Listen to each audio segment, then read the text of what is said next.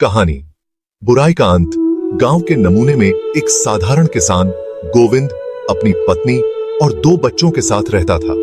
गोविंद बहुत मेहनती और ईमानदार इंसान थे, लेकिन उनके निवास में रहने वाला श्यामलाल एक चालाक और लालची आदमी था। श्यामलाल हमेशा किसी न किसी तरीके से गोविंद को नुकसान पहुंचाने की कोशिश करता था, क्योंकि उसे गोविंद की साध्यता और विश्वसनीयता से जलन होती थी। एक दिन श्यामलाल ने गोविंद के खेत में आग लगाने की योजना बनाई। वह रात के समय गोविंद के खेत में आग लगाकर दूर से खड़ा होकर मुस्कुराता रहा। जब गोविंद को आग की खबर मिली तो वह जमीन पर पहुंच गए, लेकिन तब तक बहुत नुकसान हो चुका था। गोविंद बहुत दुखी थे, लेकिन उन्होंने धैर्य नहीं खोया।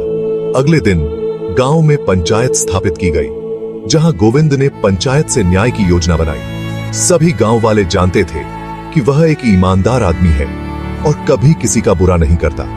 वहीं श्यामलाल ने खुद को असंगत कर्मचारी कहा कि आग वह नहीं मिली, लेकिन तभी एक गांव वाला रामदीन सामने आया और उसने बताया कि उसने रात को श्यामलाल को गोविंद के खेत के पास देखा था। पंचायत ने श्यामलाल से बातचीत की और आखिरकार श्यामलाल ने सच्चाई समझ कर ली। पंचायत ने श्यामलाल को उसकी हरकतों के लिए सजा दी और गोविंद को नुकसान पहुंचाने की सजा देने का आदेश दिया। गोविंद ने कहा, मैं चाहता हूं कि भावनाओं से काम लिया जाए, लेकिन मैंने सच्चाई और ईमानदारी का रास्ता चुना।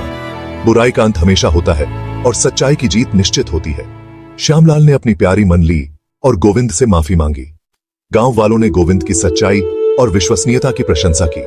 इस घटना के बाद श्यामलाल भी बदल गए और गांव में शांति और भाईचारे का साम्राज्य बन गए। कहानी का शीर्षक। यह कहानी हमें सिखाती है कि सच्चाई और ईमानदारी का दूर होना ही कठिन हो, लेकिन अंततः उसका अंत हो जाता है। खराब खंजर भी बड़ा क्यों ना हो, एक दिन ही खत्म हो जाता है। अगर आपको यह कहानी पसंद आई हो तो हमारे चैनल को लाइक, सब्सक्राइब और बेल आइकन दबाना न भूलें, ताकि आपको और भी ऐसी अद्भुत कहानियां मिलती रहें। धन्यवाद।